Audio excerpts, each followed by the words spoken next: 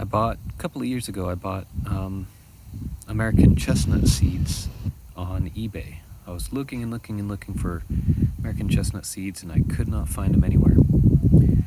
So, finally, after some searching, I found them on eBay, and I bought, I think 5 dozen of them. Wasn't too expensive, it was like $50 or whatever. So planted them, and I've been growing them out. They're growing very slowly. This is actually their second winter, so I'm going to be taking them out of this pot and planting them out in the field where they'll be permanently. Here's some that I've done already. Decent sized root system there. I think it looks nice and happy.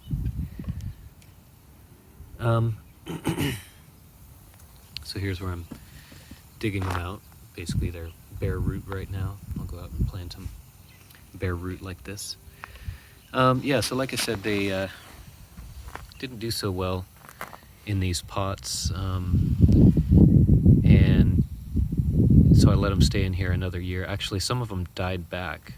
You might call it dampening off. I'm not sure if that's the right phrase for it, but dampening off, where the top kind of died back, and then they resprouted from the bottom, kind of like a coppice.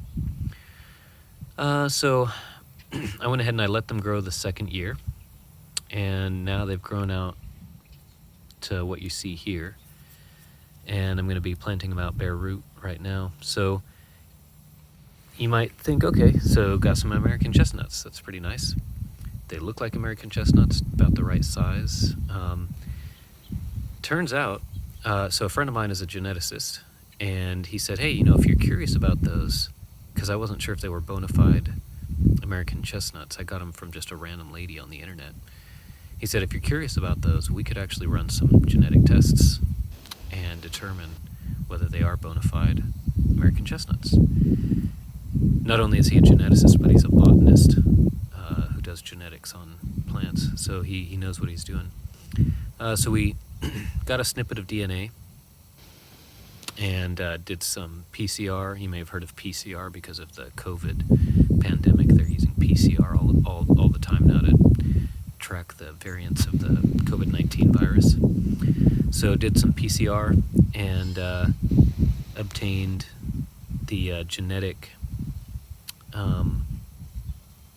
the DNA sequence for these to compare it to the genetic sequence for the American chestnut. As it turns out, these are not true American chestnuts. These are actually chinkapin, maybe not American chinkapin, but a chinkapin nonetheless. And so, kind of bummed, obviously, because I sure wish it were bona fide American chestnut. I'm going to be planting them out nonetheless, just because, they are chestnuts of a sort. They're just not American chestnuts.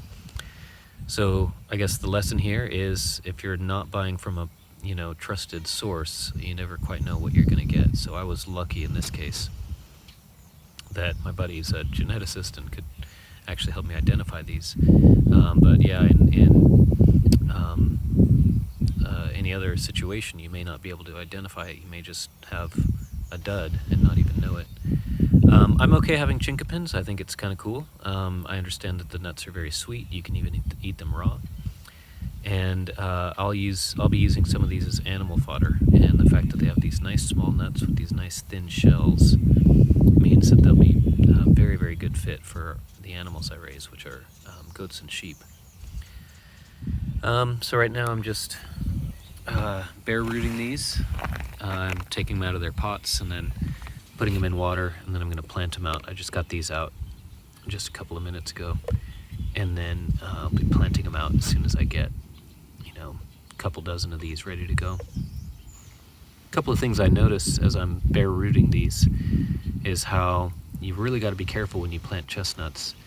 I think this is a situation where the chestnut was planted in a way that the radical that's coming out of the seed wasn't oriented properly, so it had to make these twists and turns. And I'll plant this out just because I plant a lot of trees, but I don't think this tree is really going to survive past 5-10 years old, because the root structure is so messed up, how it twists around like that. I don't know. I'm not a tree expert, but I just try and picture this growing thicker and thicker. I mean, eventually this is going to get as thick as,